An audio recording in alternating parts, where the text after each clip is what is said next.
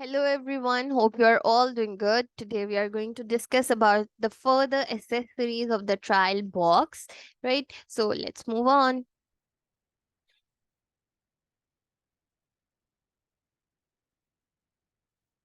So in my previous video, I have already discussed about spherical and cylindrical lenses, its apertures, etc. If you want to know about them, you can see in that video on my YouTube channel, right? So we'll move or further about the trial box and its accessories. So we have already discussed about spherical and cylindrical. Now we'll see that what are the things that which our trial box consists of. So it has spherical lenses, cylindrical lenses, prism, pinhole, stenopic slit, fogging lens, occluder, red-green filters, trial frame, and Maddox rod. Over here you can see these lenses in the borders or in the edges. These are the spherical lenses. These in the middle are the cylindrical lenses, right? With full apertured lenses, and over here in the back you can see these are the accessories which are used,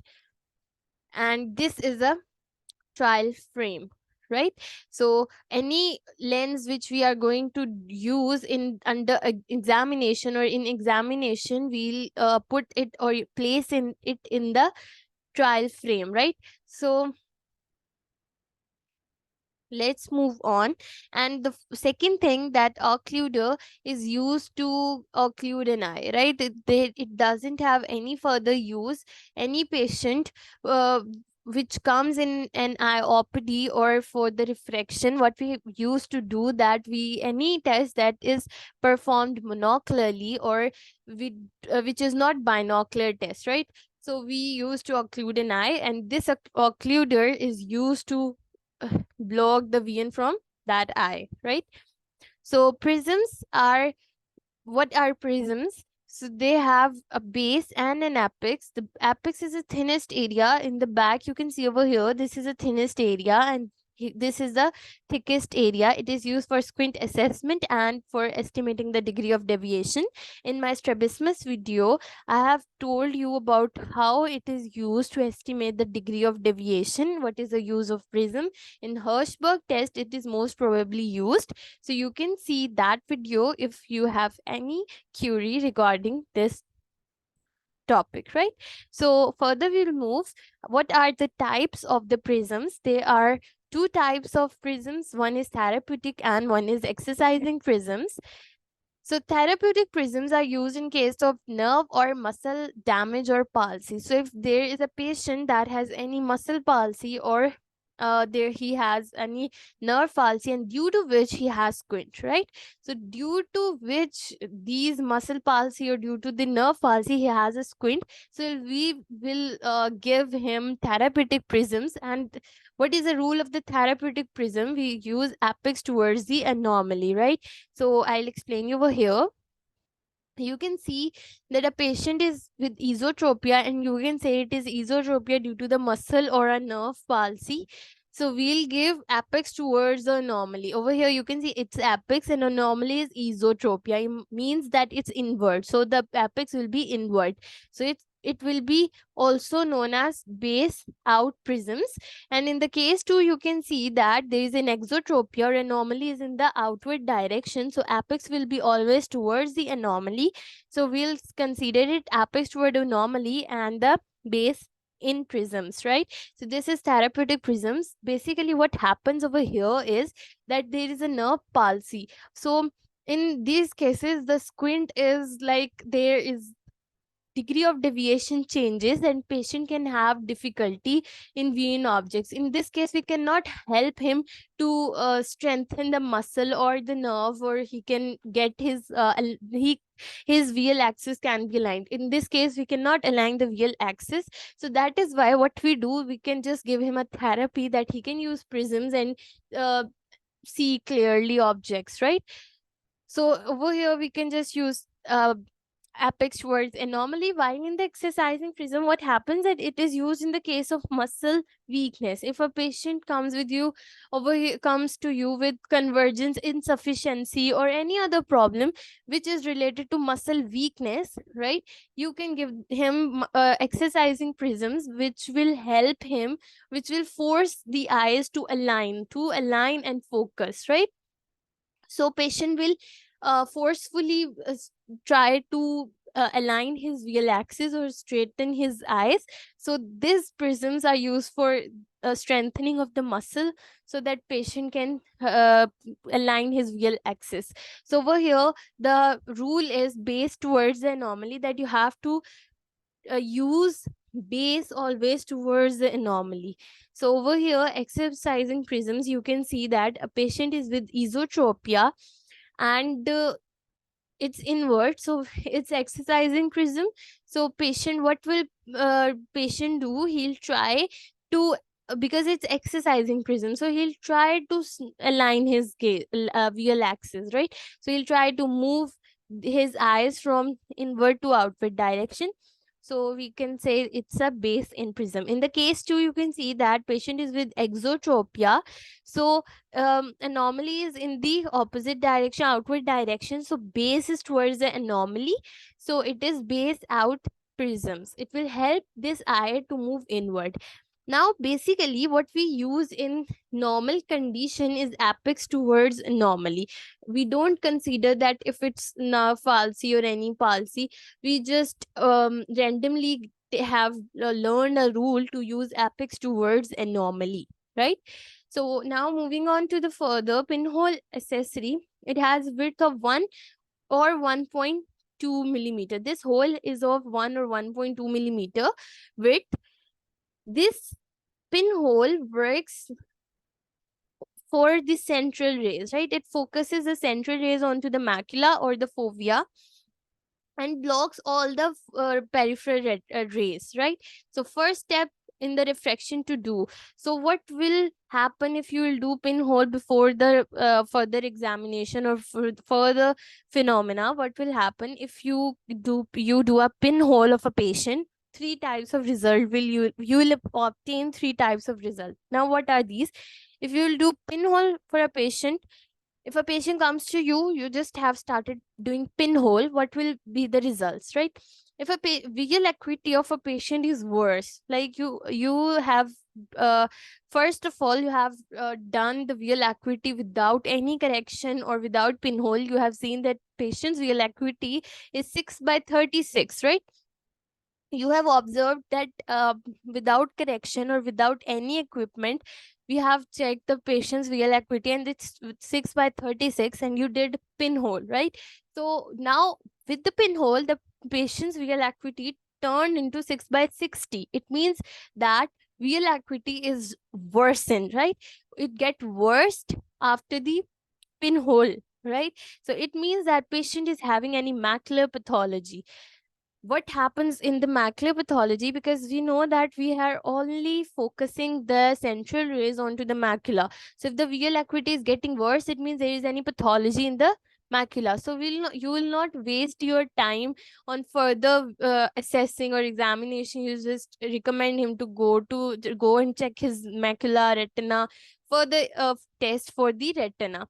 So this will be time conserving and consuming if you will not do pinhole and you have just started doing real acuity, measuring real acuity, you'll be confused. So it's better to do pinhole after checking his real acuity without any correction, right? So now what happens if real acuity gets better? It means that, for example, a patient comes to you without any correction. You have checked his real acuity, it's 6 by 12. And with the pinhole, you have checked it's 6 by 6. Now it gets improved, right? It gets better. So it means that patient is having a refractive error. So you will start adding plus or minus spherical lenses to see that what type of refractive error patient is having, or what type of lens he is appreciating, right? Now what happens if by pinhole, you did a pinhole, if a patient comes to you and he has a real acuity of 6/9 or 6/12. I'll go for the same patient who comes to you with the real acuity without any correction. It's 6/12. And with the pinhole, the real acuity of the patient turned into the 6/9. With spherical, with the pinhole, it turned to 6/6, right? If real acuity by is 6/6 by the pinhole, right? So you have added spherical lenses, and at some point, real acuity does not turn to 6/6. It's just 6/9. From 6/12 it has changed to 6/9, but it's not improving from 6/9 to 6/6. So what happens, that there must be an astigmatism present in the patient eye. So you have to use cylindrical lenses. So, and it will give you an identification that patient has an astigmatism. Go for the cylindrical lenses. When you'll use a cylindrical lens, you'll see that patient real acuity is turning into 6/6. So over here, they are saying if real acuity is 6/6 by pinhole, but by spherical correction, we didn't get 6/6, it means astigmatism is present, then use cylindrical lenses. Now, what is stenopic slit? Its width is, or its thick, 1 or 2 millimeter, right? And it has a length of, this length is 25 millimeter. It is used to find astigmatism axis, because I have already told you that in astigmatism we have a specific axis on which power we can find that patient's power is over here, and we'll correct the corneal curvatural change, right? Change in corneal curvature. So what happens over here, this is just a line, so it will help to find patient's astigmatism axis. It can also be used to measure the back vertex distance. How it will go measure the back vertex distance is that you ask patient to close his eye, right? uh then you have placed a stenopic slit in the trial frame, and you have taken a strip of paper, fold it and pass through this line, or through this space. You have passed that paper and take until the eyelid reach, right? Mark that point on the paper, to that point that touches the eyelid, right? So mark that point with the scale, and just add 2 millimeter in it, 2 millimeter in it, just because you know that the thickness of eyelid is also involved in it. So add that 2 millimeter in it, you will get the back vertex distance. So you have to add centimeters, right? Okay, so now it is also used in Fincham's test, that is used to differentiate the color halos, right? So for the differentiation of the color halos it is used, you can say that, for example, if a patient comes to you and you are doing Fincham's test, and you just find out that patient has continuous color halos, it will indicate that the patient is with the corneal edema.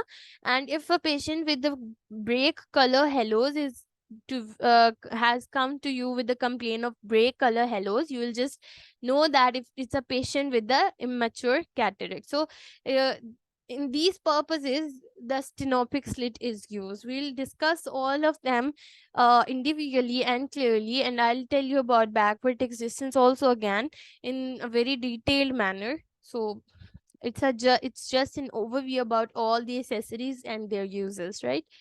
So fogging lens over here, you can see this is a fogging lens. It's a bit fog. It is also known as frosted lens, and it is used to relax the accommodation, right? When you will place the fogging lens in the front of the patient eye, what will happen, that it is a plus lens, right? So plus lens has an ability to relax the accommodation. So patient with extra accommodation, or with more accommodation, can be relaxed, right, with the help of fogging lens. It is also used for the patient with nystagmus. What happens in nystagmus, that there is a jerky eye movements, right? So in jerky eye movements, what you do is that you just have to place the fogging lens in the patient, on in front of the patient eye, and you will see that jerks will slow down, right? You cannot occlude a nystagmus patient's eye. You cannot occlude the eye of a patient with nystagmus, right? Because when you'll occlude either of the eye, his jerky movements will increase, right? So we use fogging lens in those patients so that those jerks can slow down, and you can and a null point is achieved, patient can see from that null point, right? So it is also used to break dissociation. What is dissociation? It means that two eyes that are working together, you'll break their fusion or dissociate them. So you will break their relation, and the eye with a single eye, you can see the changes in the either of the eyes. Now, green red filters, they are used to assess binocular single vision, right? They are used in the test that are for the BSV. For example, Worth 4 dot test and Friends test, and it evaluates either patient is with diplopia, is it has maintained his, either the patient has maintained his binocular single vision, or he has diplopia, either crossed or uncrossed, suppression, abnormal retinal correspondence, etc. So you can just see these type of things with the help of red green filters, and these look like these, right? We will discuss all these tests in further videos. Just it's an overview about all the lenses, so you need not to get panic. So now Maddox wrote, it is a series of plano-convex cylindrical lenses. So it's plano-convex cylindrical lenses, multiple series. Over here you can see one lens convex, lens.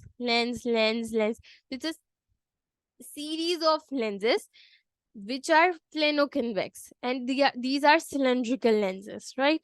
So they convert a spot of light to the streak. What will they do when a light will fell onto the Maddox rod? These series of plano-convex cylindrical lenses will convert that spot of the light into the streak in the direction of these lines or this series, right? What is its principle? It breaks the image dissociation, or it separates the or dissociates the image, right? So both eyes will see dissimilar images, two dissimilar images.